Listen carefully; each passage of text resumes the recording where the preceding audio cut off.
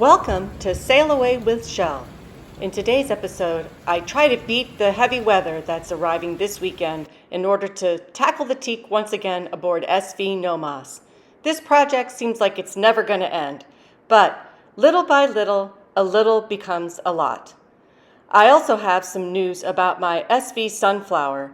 I may have found a new home for her. While I ready Sunny for her prospective new owner, I try to enjoy some of the sights at the marina while I contemplate the decision about Sunny, which weighs heavily upon my heart. This is what I have so far, just this piece of combing on the port side of the boat. And if you compare that to what I'm about to start, which is the starboard side,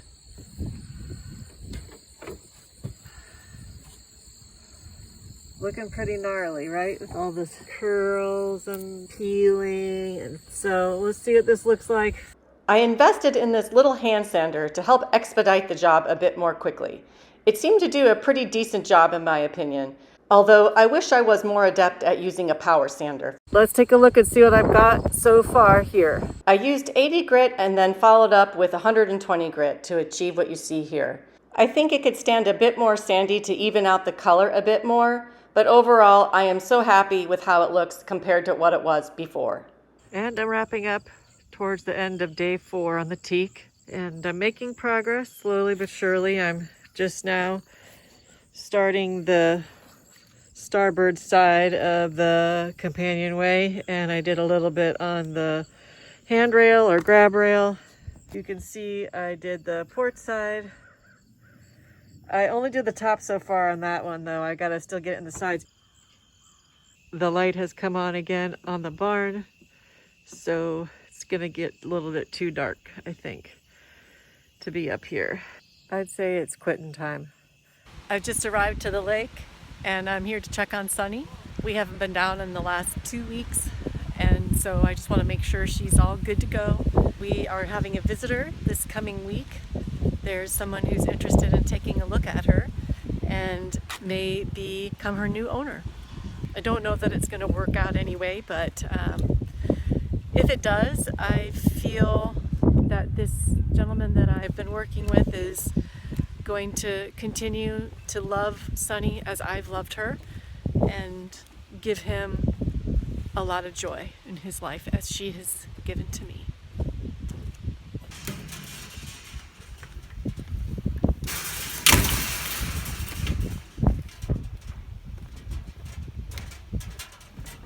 Here she is, Sunny. You can see she's got a lot of cobwebs on her, on the dock lines at least. She definitely needs a good decobwebbing.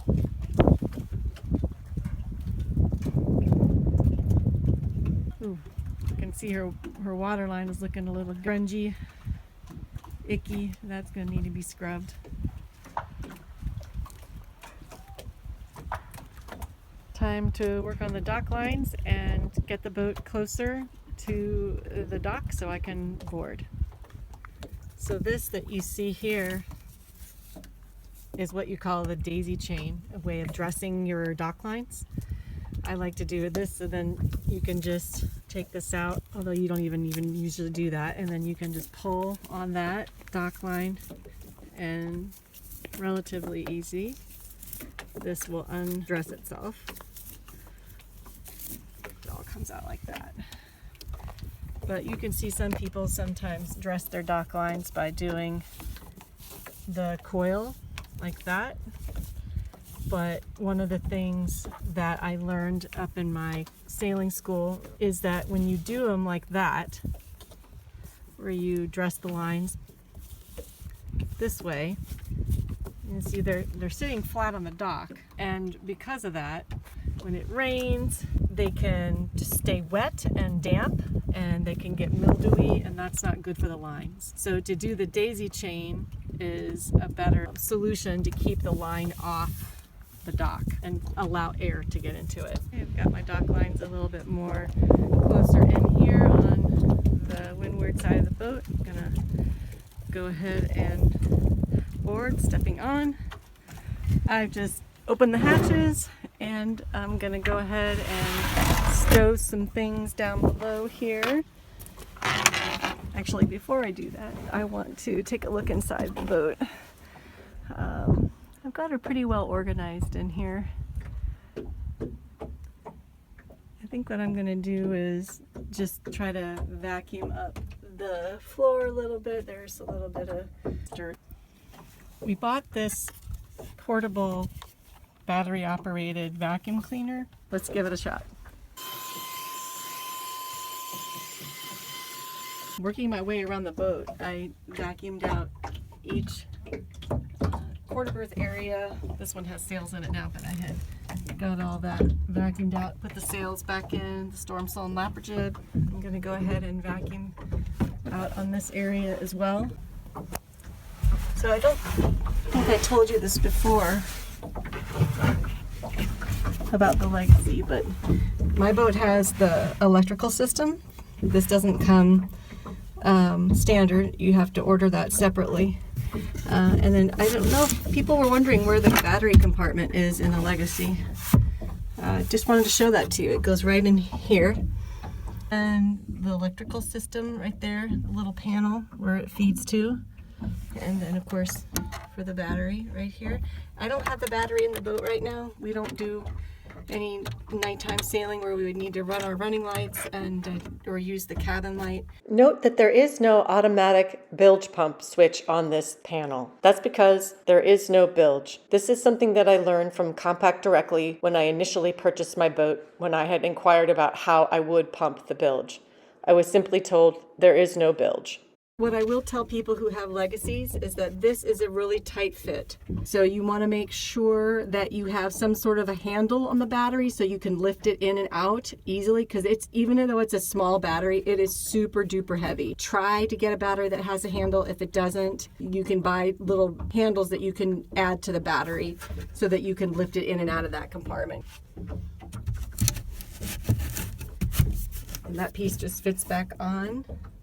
And up here is where all of my road is. Underneath where I'm sitting is another compartment you can store. This just lifts up. Okay, so I just lifted it off, this cover, and there's some storage down here. That's where one of the mud daubers was, so I'm gonna have to clean that out too. Okay, that looks much better. So yeah, so just again, if you're wondering about the Legacy, there is this. I'll just step back here so you can see from the companionway. So it's right there, right at that little bulkhead. It's a little extra storage that you can get. Just slides right back in here. In case people are wondering about headroom too in the Legacy, just to give you an idea, I'm 5'8", and I can fit my hand. If I stretch up, then my head hits it. If I just kind of relax it, I can put a hand between the overhead and my top of my head, but if I want to sit upright, I'm definitely going to hit my head.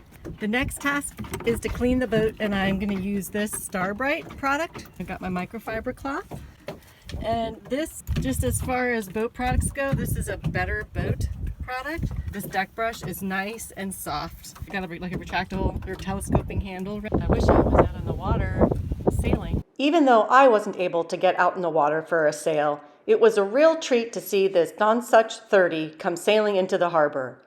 The helmsman of this vessel is a retired tugboat captain who used to work on the Mississippi River for over 30 years. It would be a real treat to go sailing with him one day. I know I would learn a ton from him.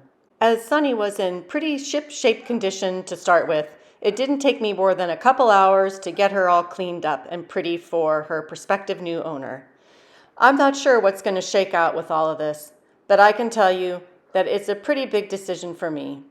I've had to think long and hard as to whether or not it's the right decision to try to rehome my beloved Sunflower, aka Sunny. The truth of the matter is, though, with having SV Nomos and the amount of projects that I've had to tackle aboard her, it's been a little bit tough managing my time. The great thing about this Com-Pac Legacy is it's a go-anywhere kind of boat. You definitely have the stability of a bigger boat in a small boat package. This boat has been an invaluable learning experience for me, and I just can't imagine not having her in my life. But only time will tell, and I'll just have to take this one day at a time.